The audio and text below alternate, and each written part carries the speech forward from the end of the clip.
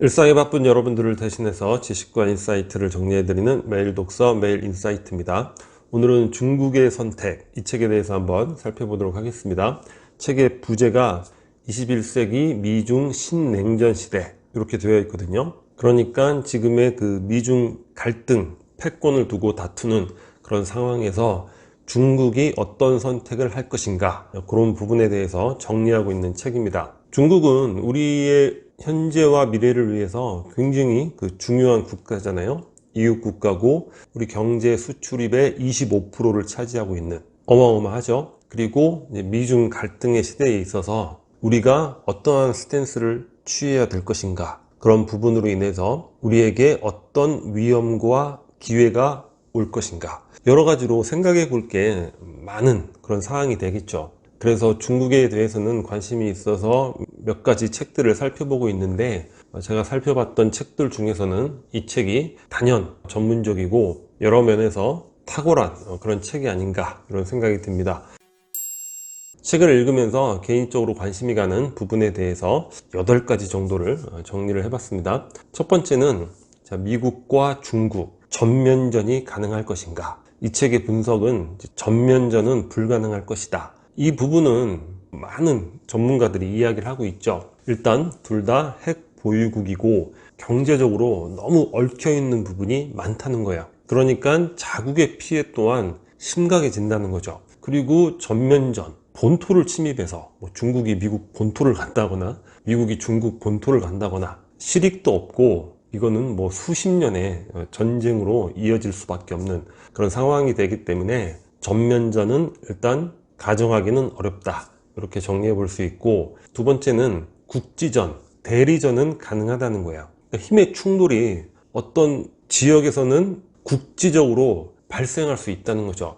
가능한 지역이 일단 대만과 이제 남중국해가 되는데, 대만은 사실 중국에서 통일을 아주 강력하게 천명하고 있기 때문에 대만에서 갈등이 발생한다, 중국 입장에서는 필사적인 전 역량을 투자하는 그러한 전쟁이 발생할 것이라는 것. 이외에는 인도, 과거 중국이 인도의 영토를 뺏은 부분이 있잖아요. 인도가 그 영토를 되찾고 싶어하고 지금도 갈등이 일어나고 있는데, 두 나라 다 핵 보유국이라는 점, 쉽지 않다는 거죠. 그리고 한반도가 있습니다. 저자도 그렇지만 전 세계의 많은 전문가가 사실 한반도가 미중 패권의 전장터가 될 가능성이 가장 높다고 보는 거죠. 우리 입장에서 가장 조심해야 될 부분이 이런 부분이 되는 거예요. 우리가 북한이 좋아서 우호적으로 대하고 도움을 주고 이런 측면 전혀 없습니다. 우리가 평화를 관리해야 되기 때문에 그런 거예요.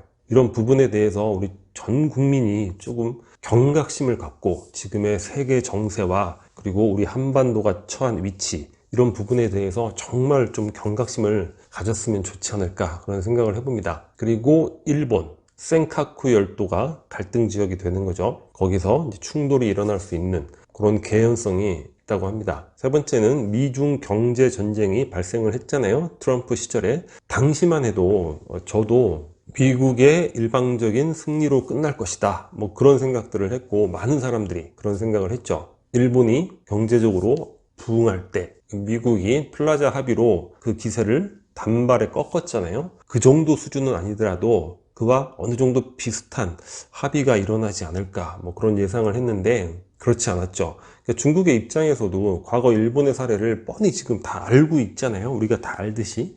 그러한 자국의 몰락을 초래하는 협약을 맺을 가능성은 별로 없다는 거죠. 그래서 또 미국의 일방적인 경제적 측면에서의 승리, 이런 것도 점쳐보기는 어렵다는 겁니다. 또 네 번째는 월스트리트는 중국의 우호적이라는 거예요. 이 책을 보면 월스트리트가 중국에서 여러 이익을 취하고 있는 이런 부분들에 대해서 나오는데, 우리 미드 보면 더 컴퍼니라고 해서 미국의 행정부 대통령 그 상위에 눈에 보이지 않는 조직이 있잖아요. 그 월스트리트의 자본가들, 아마 그들이 이제 더 컴퍼니, 보이지 않는 미국을 지배하는 그런 그룹이 되지 않을까, 그런 것도 한번 가정해 본다면, 과연 미국이 월스트리트의 이익을 배제하고 중국에 계속 강하게 나갈 수 있을 것인가, 그런 부분들도 한번 생각해 볼 거리가 되는 거죠.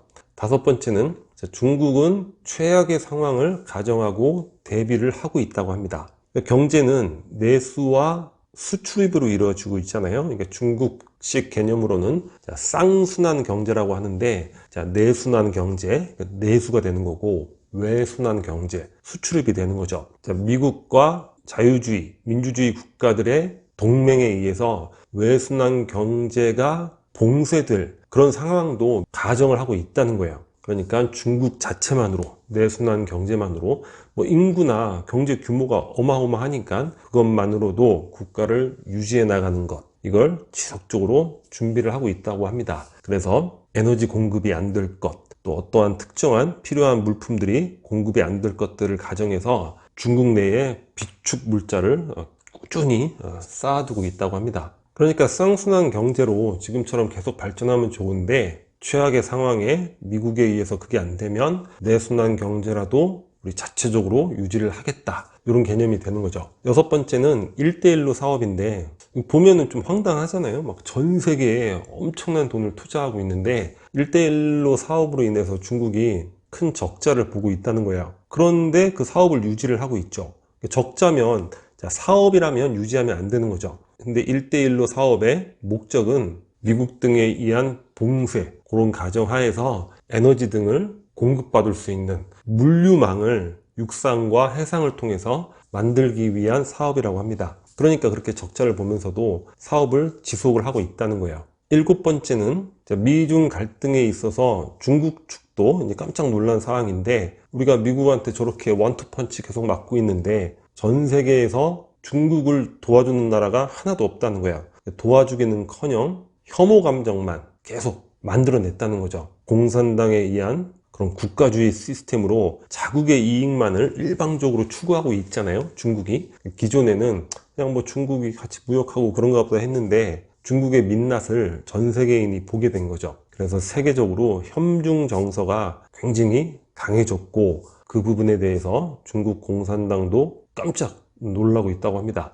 여덟 번째는, 자, 우리 한국의 입장에서 가장 민감한 부분이 사드 배치처럼, 그러니까 사드 같은 걸 받지 말았어야 되는데 그걸 받아가지고 우리가 엄청난 경제적 피해를 봤잖아요. 그런 식의 양자택일의 일방적인 강요, 이런 것들을 받을 상황이 올 것인가, 그런 부분이 되죠. 우리가 아무래도 미국의 어떤 거센 요구 입장이 있다면 그것을 거부할 수 있을까, 뭐 그런 상상도 해보는데, 저자는 우리의 국력이 상승을 했고, 자, 미국과 중국의 여러 가지 전략적 상황을 감안했을 때 우리에게 일방적인 양자택일을 강요할 그 어느 세력도 그런 상황은 이제 희박하다, 저자의 평가인데, 나름 이 저자의 의견을 뭐 신뢰한다는 입장에서는 이 책을 읽으면서 좀 안도감을 느꼈던 그런 부분이 바로 이 부분이었던 것 같습니다. 그리고 또 하나는 중국의 이제 3대 소수민족에 관련된 사항인데, 위구르족, 티벳, 그리고 동북 삼성에 우리 중국 동포분이 있잖아요. 그러니까 예전에는 중국인들이 굉장히 겁을 먹었다는 거예요. 아니, 남한에서 밀고 들어와서 거기에 거주하는 중국 입장에서 이제 조선족이라고 볼 수 있는데, 조선족과 힘을 합쳐서 만주를 차지하면 어떡하나. 그러니까 우리는 그런 생각을 전혀 안 하는데, 실제 중국인들은 굉장한 경각심, 심지어 두려움까지 가지고 있었다, 이런 이야기를 하고 있습니다. 그런데 지금은 그런 걱정, 두려움 이런 것 전혀 갖고 있지 않다는 거예요. 왜냐하면 중국인 입장에서 이제 조선족 그런 분들이 우리 남한에 와서 하도 괄시를 당하고 핍박을 당하고, 그래서 한국과 힘을 합칠 가능성이 아예 없어졌다는 거예요.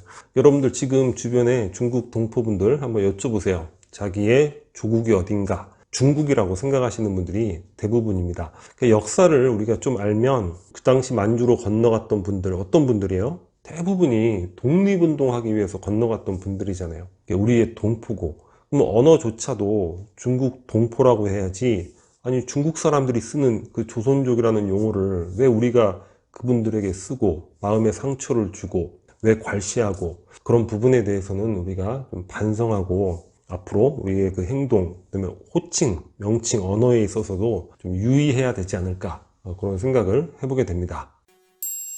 이외에 중국에 대해서 상식적으로 알면 뭐 유용한 것들 두 가지만 살펴볼 텐데, 첫 번째가 중국인의 인간관계, 이 부분이죠. 우리는 첫인상이라는 표현을 많이 쓰잖아요. 한국인에게 있어서 첫인상은 30초 정도에 결정이 난다는 거예요. 저 사람에게 우호적인 생각과 행동을 할지 뭐 이런 부분들. 미국인들은 평균 한 3분 정도가 걸린다고 합니다. 중국에는 첫인상이라는 그 개념, 언어가 없다는 거예요. 그러니까 설명을 해도 이해를 못하는 거죠. 그래서 이 저자가 상세하게 이러한 거다 했더니 중국인들의 답변이 그것이 만일 첫인상이라면 나에게는 1년 정도가 걸리겠네 이렇게 이야기를 했다는 거예요. 그러니까 중국 사람들은 친구라는 개념이 우리처럼 그렇게 쉽게 만나고 뭐 이런 관계가 아닌 거죠. 그러니까 평생을 사귈 수 있는 친구도 몇 명이 되지 않는 거예요. 많아봐야 뭐 5명 그 정도밖에 안 되는 거예요. 왜냐? 첫인상이 1년 정도 걸리는 거니까 아주 오랜 시간을 걸쳐서 내가 너가 되고 너가 내가 될 수 있는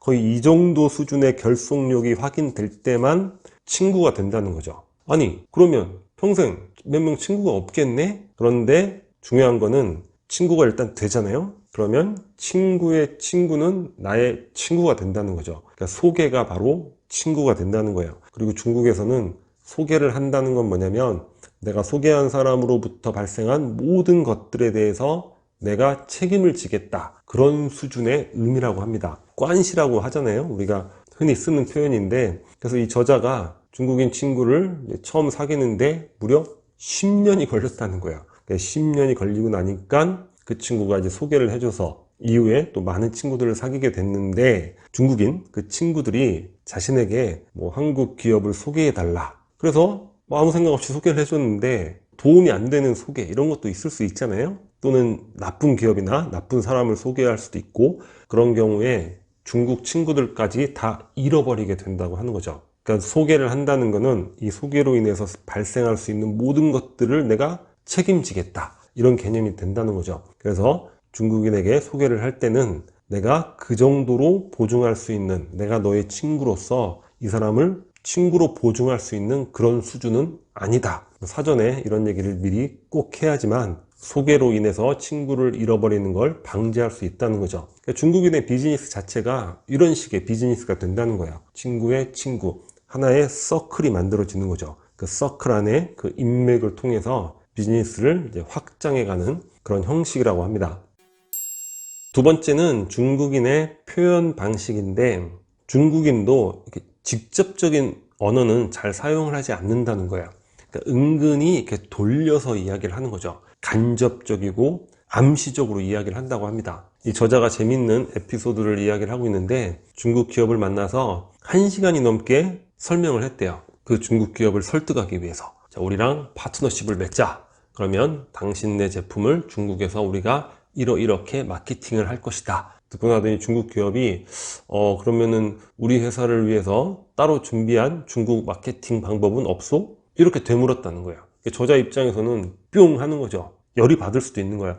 아니 이제 1시간을 넘게 설명을 했는데 지금 무슨 소리를 하는 거야? 근데 같이 갔던 이제 중국인 친구가 이야기를 해주는 겁니다. 그 얘기는 당신의 방법이 마음에 들지 않는다는 그 표현을 우회적으로 돌려서 이야기한 거라는 거죠. 그래서 중국인들이 어떤 나의 설명, 프레젠테이션 이후에 칭찬을 한다. 이러면 대부분 실패한 걸로 생각을 해야 된다고 합니다. 관심이 없으면 막 칭찬하고 이렇게 막 우회적으로 암시적인 말을 해서 돌려보낸다고 하는 거죠. 뭐 어떤 역사적 기원이 있겠죠. 그리고 중국 공산당 간부들도, 그러니까 공산당으로서의 기율이 굉장히 엄격한데 가장 엄격한 게 이제 대외비 누설. 누설하면 안 되는 걸 이야기하는 거죠.